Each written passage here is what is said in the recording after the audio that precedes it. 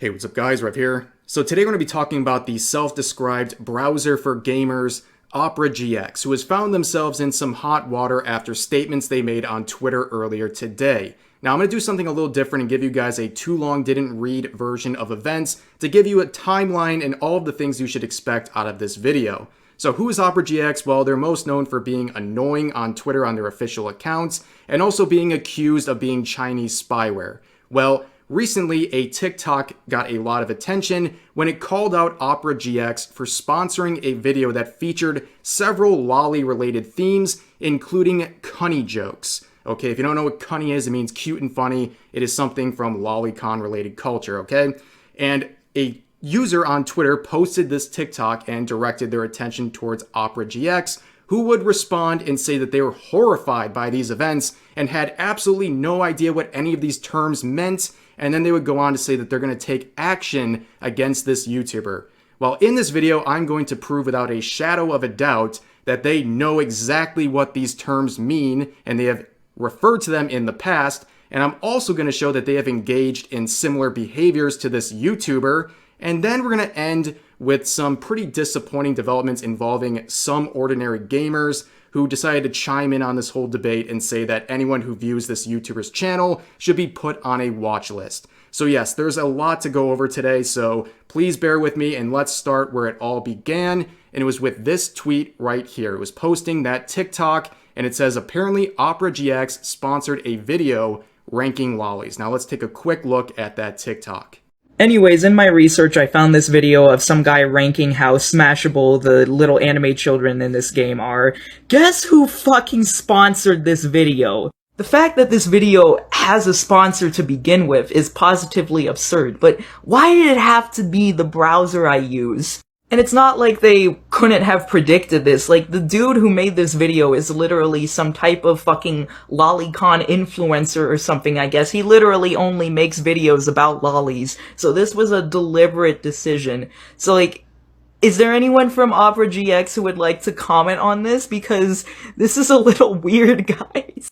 So besides the self-report here, where you can see that this user is subscribed to this YouTuber's channel, they would go on to a further TikTok where they'll claim that they simply follow them because they follow people they hate or they're concerned about to track their whereabouts. Which, yeah, that's a load of BS. I'm not buying it for a second. This person's just closeted. But nonetheless, this TikTok was posted onto Twitter where Opera GX would respond with this, saying, "What the hell? We were unaware of this, since we didn't even know what the title of the video meant. We will take action against this as soon as we can and seize all sponsorships with this creator. Sorry about that. We do not support this type of content in the slightest." Where another user would reply saying, "First time I'm seeing such a serious tweet from this account," where Opera GX replied with, "Jesus Christ, we didn't even know what the F a cunny was." So I'm going to prove on multiple layers that they're completely bold-faced lying to everyone with these statements. But let's just pause for a second and absorb the embarrassing nature of Opera GX, a browser source, claiming that they didn't have any idea what a term meant. Have you tried using your own browser to look up this term before you sponsored this video? That is a huge self-report L there, but let's move on and prove that Opera GX knew exactly what they were doing sponsoring this video. So I actually covered this in a video back in 2022, which is aged like milk, by the way.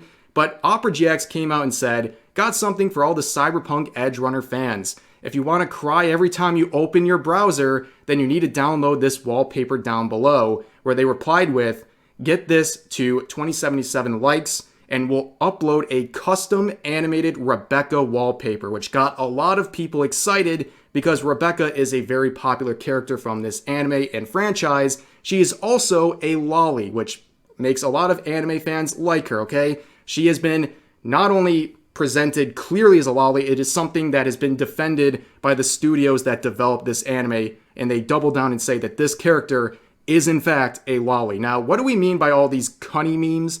Well, it's a short form for cute and funny. That is a way to describe lolly characters that you like. It doesn't even mean anything inherently sexual, but it's also attached to the crying emoji, okay? That is another version of that, okay? And you can see with a lot of the Rebecca artwork, it featured this crying emoji as an obvious reference to these cunny memes and references, okay? This character was very closely tied to it. So, returning to Opera GX's tweets, they made this poll back in October, which said, God damn it, you guys, now we have to open Photoshop. Alright, I'm gonna let you choose which would you like to be added to the wallpaper section. Now notice Rebecca wins, but notice what emoji they put next to Rebecca. It's the crying emoji. It's a reference to all these cunny memes. They knew exactly what they were doing. And if it's not clear, let's look at some of the replies to these tweets. So here's the poll. This user responds with a ooh-oh, Rebecca Cunny, erotic, brat, ooh-oh, with more crying emojis, right? They reply with this, saying, bro down bad under a gaming browser's post. Now that alludes to me that they know that these terms prove something that they're down bad for these lolly characters, right? It makes it pretty clear that they have a pretty decent understanding based on the context. But here's the smoking gun.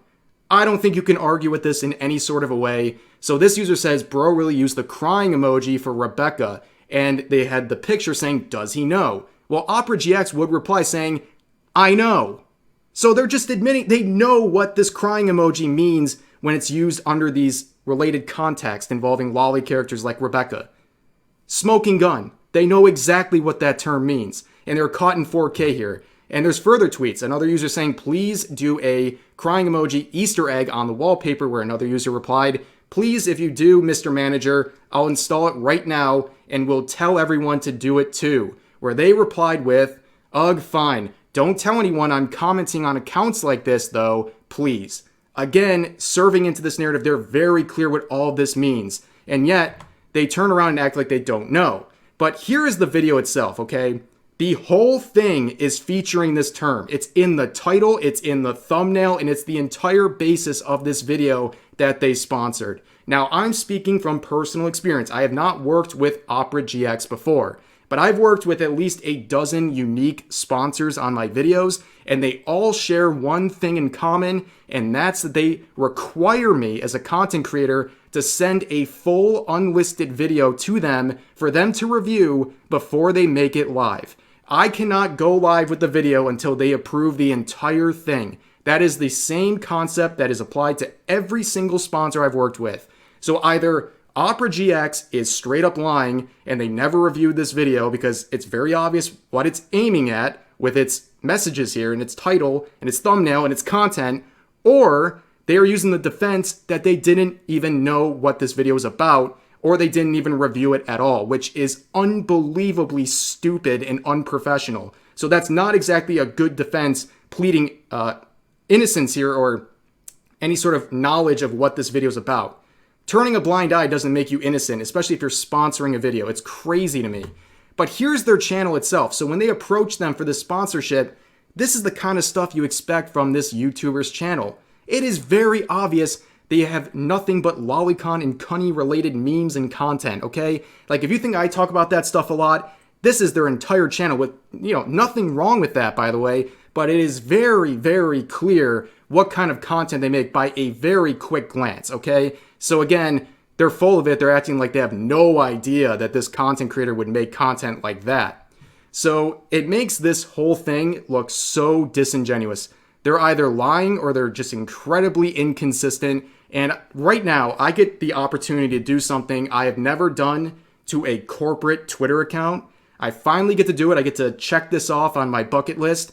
But Opera GX, your likes are public, bro. And there's a whole lot of behavior in here that would make them hypocrites under their own standard. If they want to ban lolly-related content and things like that, care to explain why you have chained up children over there? You have the Shinji reference where he is an underage character who ends up masturbating next to a comatose patient. You have underage characters kissing in memes that you like. You have Shotokan being used for memes promoting your service that you are liking. You have Miles from Spider-Verse who's underage sniffing feet and things like that. You even posted a image from a lolicon amputee artist.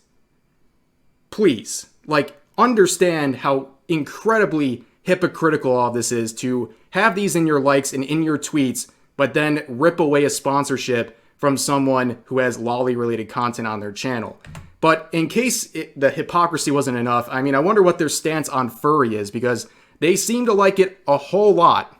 Like, a whole lot. They seem very okay with it. It's in their likes. They're constantly talking about the fact that they'll host it on their browser, that they'll pay for people's furry inflation commissions, and they have the obvious, you know, the ratio things and all that stuff. So if you're going to apply any sort of logic saying that lolly stuff is wrong, I don't think you have a leg to stand on when it comes to furry things. Are you going to start taking away sponsorships from furries too? Like, I highly doubt it. However, there was another disappointing development to come out of this, and this features Mutahar, aka Someordinarygamers. He's a very popular YouTuber, and one that I watched for many years, but over the past year or two, he has posted many anti-lolicon related things that are not only disingenuous, but also incredibly hypocritical, and I'll explain why shortly. So he quote retweeted the original tweet sharing the TikTok saying, "Out of this whole thing, I'm just grossed out about there being a lolly tier list channel.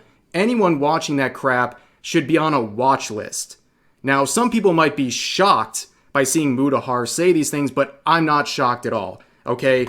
He was someone that I covered in my Nux Taku video. They have had many interactions insinuating that people who consume lolly content are pedos or should be on a watch list or put to jail or anything like that. And in that video, I featured a small clip from their Some Ordinary podcast that has a very hypocritical connection being drawn where they claim that lolly content is a gateway drug for something worse, but then Mutahar admits to gleefully watching cartel execution videos. It's wild. Let's give it a look.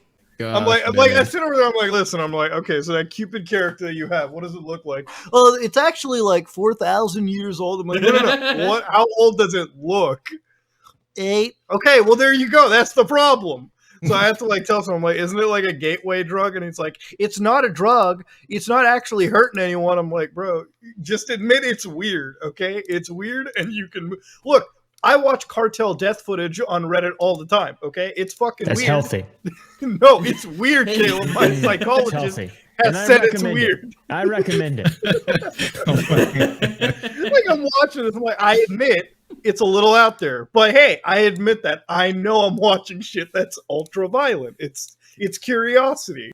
You can see how on that podcast and the tweet we're looking at now, there's always kind of a implication that people who consume lolly stuff are actual pedos or leaning towards that route. And of course, they'll never actually say it, but it's highly, highly implied that that's the connection they're making. And it's right there when they say that lolly is a gateway drug, presumably a gateway drug to real CP featuring real children. Now, of course, he has no evidence or study to back up that gateway drug claim, but I find it very odd that somehow lolly stuff is a gateway to real CP, but execution videos are not a gateway to being a murderer or a torturer, sadist, or anything like that. Now, I'm not saying either of those are a gateway. There's no real way to suggest either of that, but I find it very hypocritical because at the end of the day, say what you want about lolly, it's weird. That's fine. That's completely fine. But acting like it's a gateway drug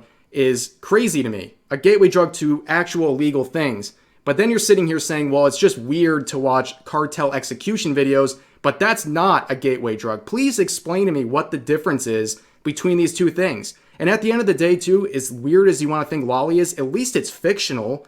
We're talking about cartel execution videos where real people are being tortured and killed, many of which are innocent people. Like, this is a very, very dark realm. And I'm not going to say that that's a gateway to anything, but I think the hypocrisy here is, well, I think it's very, very glaring. And if you think that consuming lolly is a gateway drug that is also something that tosses you onto a watch list, but you think watching cartel execution videos featuring real people is somehow just weird by itself and doesn't have the same treatment, it's just disingenuous to me. That's all it is. And honestly, this whole situation is just, well, disappointing. And here's the thing, people would immediately reply to this tweet. It went down in about 15 minutes where people point out, didn't you admit to watching cartel beheadings for fun? And it's crazy to me that an account right here that has less than 1/70th of Mutahar's following was able to shut this down so quickly.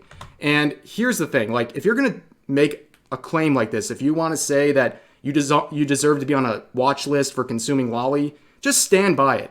Like, this is the third tweet Mutahar has posted and then later deleted, making similar claims about people who consume lolly. Just stick with it. If that's your belief, then stick with it at least. And of course, like, I don't want to beat this to death, but here's a clip of him talking about how Dropout, a hentai featuring purely schoolgirl characters being used as sex slaves, is his favorite hentai. Like, come on, dude. If you have a problem with lolly stuff, you clearly would have to also have a problem with underage characters being sexualized like this too.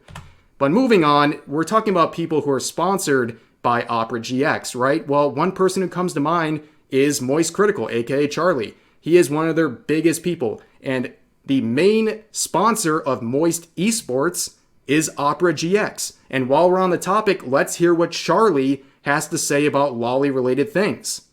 And for some fucking reason, Twitter being the cesspool that it is somehow brings anime into this, talking about, well, why is cutie such a big deal when anime has kids being sexualized? Well, first of all, anime is fake. Those like children lolly things, those fucking 900-year-old vampires that look like they're 4 years old, the little cum demons that have existed for 2 millennia, but they look like a 6-year-old, those aren't real people. They are animated fake things. These are actual 11 and 12-year-old girls that are subjected to this hypersexualization in this movie that the director has forced upon them. That's very different. This is real world versus totally fucking made up, drawn characters. It's not even comparable. And I don't want to hear any ifs or buts about it.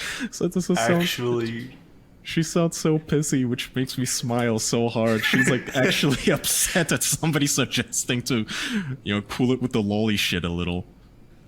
She is right, though. I mean, like, lollies have been there since the beginning, so it's not like you're gonna kick lollies out of the community. It would just Why be on not? that person to leave. What do you mean, why not? Lolicon shouldn't be acceptable. Well, yeah, but she's and not this is her wrong. response to it. They have the community had lolicons in it, or lollies, whatever, in it way before these, like, it took off in the Western. So these people coming in, they're like, okay, now let's get rid of lollies. Like, it's not gonna happen. It's just not. Oh yeah, I'm not talking about like the Eastern audience or the Japanese anime audience. I think that's ingrained in Japanese culture itself. Like, yeah, that's prevalent. But in like it being exported over to like Western anime audiences and stuff like that, why is it acceptable over here? I mean, you just don't have to watch. Like, there's other VTubers that aren't lollies. Like, she just, instead of trying to kick them out, just go to a different one, because it's not going to change anything. She's not wrong. So based on that, I think it's very clear that Charlie would not support ripping a sponsorship away from someone and publicly shaming a YouTuber over the fact that they're talking about lolly things. I don't think that tracks at all, and I feel like he would definitely disagree with this move.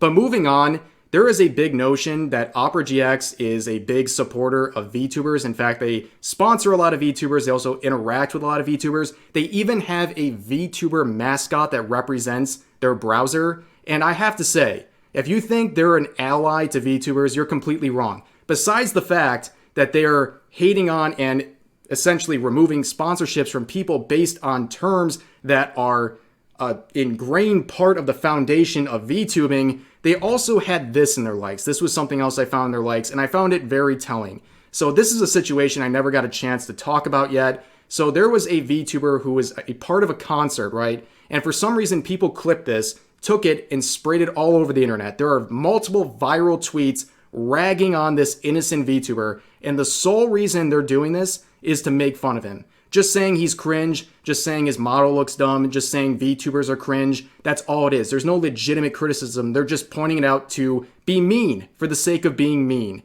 And this VTuber has been dogpiled by tens of thousands of Twitter users. And it's really sad to see. And this is in their likes. So clearly they don't really care too much about VTubers if they're going to like something like this that is dunking on a completely innocent man who was dragged over performing at a concert. It's absolutely ridiculous to me.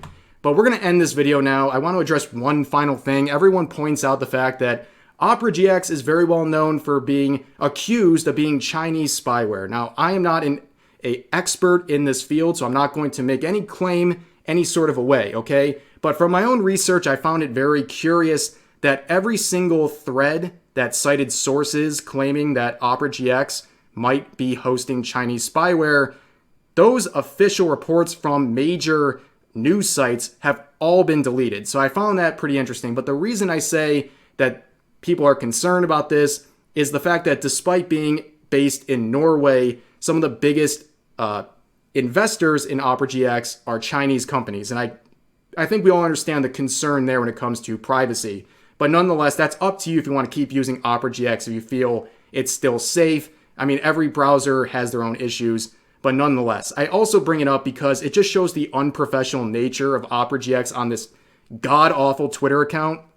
Every time this whole Chinese spyware thing is brought up, their only response is to say things like ratio and to try to ratio accounts bringing up the Chinese spyware concerns. And it just shows that this is an account run by some Zoomer intern, and it's making them look absolutely terrible. And now they have this documented history of saying that they'll pull sponsorships based on anime-related stuff. And you know what? People like me and a lot of other anime YouTubers and VTubers should not support that. And that's really my final thoughts on this whole situation. I know there was a lot, so I appreciate the listen. And yeah, please share all of your thoughts about the related topics in the comment section down below. Hope you guys enjoyed the video, and I'll see you next time.